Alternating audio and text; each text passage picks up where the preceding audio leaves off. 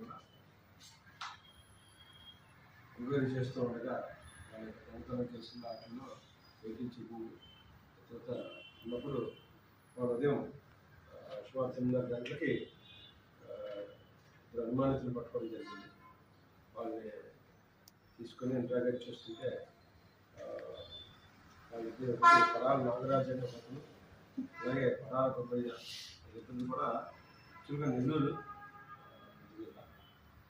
ఇంతకుముందు ఇక్కడే మరొకరు జనాలు చిన్న చిన్న టెంట్లు వేసుకుని బతికేవాళ్ళు. ఆ టైంలో ఇక్కడ 2021లో ఒక ఇంటి దొంగతనం చేసి అప్పుడు తర్వాత వాళ్ళు తప్పులు ఇంట్రాగేషన్ చేస్తే చెప్పారు. దాని మీద ఎస్ఐ గారు ఇంట్రాగేట్ చేయడం, వాళ్ళ మీద రికార్డు అంతా కూడా చేయడం జరిగింది.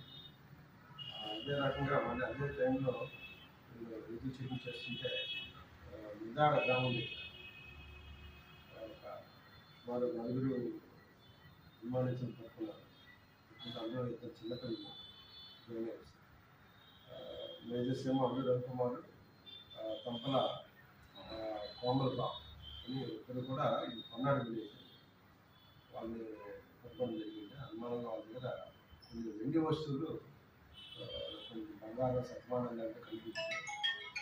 ఇమీడియట్గా ఎస్ఐ గారికి ఎక్కడ ఏంటో అని చెప్పి వాళ్ళని ఇంటరాగేట్ చేయడం చూస్తే ఇవన్నీ కూడా ఈ మధ్య కాలంలో మొన్నే 19వ తారీఖున తెల్లవారుజామున అక్కడ గుడి ఉంది, ఆ టెంపుల్ని బ్రేక్ చేసి ఆ టెంపుల్లో ఉన్నటువంటి ఆ దేవుడి దగ్గర ఉన్నటువంటి కృష్ణుడు అమ్మవారు, అలాగే దేవుడి దగ్గర ఉన్న ఆ హ్యాండ్స్, కిరీటము, దేవుడి పాత్రలు ఇవన్నీ కూడా వాళ్ళు దొంగతనం చేశారు. అలాగే పక్కన ఇంకో గుడి కూడా ఎరగొట్టేసి ఆ గుడిలో ఉన్న కూడా బతికిపోయింది.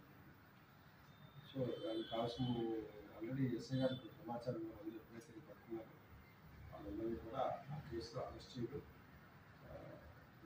ప్రాపర్టీ అంతా కూడా ఇంటాక్ట్ రికవరీ అయ్యింది. అలాగే ఆ నెల్లూరు వాళ్ళ దగ్గర కూడా అపోలో జరిగినటువంటి ఆ కేసులో ప్రాపర్టీని కూడా రికవరీ చేశారు. వాళ్ళందరినీ కూడా అరెస్ట్ చేసి వెళ్ళాలి. ఈ కేసులో మన ఎస్ఐ గారు, అలాగే వాళ్ళ సిబ్బంది శ్రీనివాస్, ఈశ్వరరావు, దినేష్, దివాకర్ అంతా కూడా రమేష్ అంతా కూడా చక్కగా పనిచేశారు. అందరూ కూడా ఎస్పీ గారు నిర్ణయించారు. అందరికీ కూడా కోర్టులో ఈ యొక్క ముద్దాయిల కోర్టులో ఆధిపత్యం జరుగుతుంది.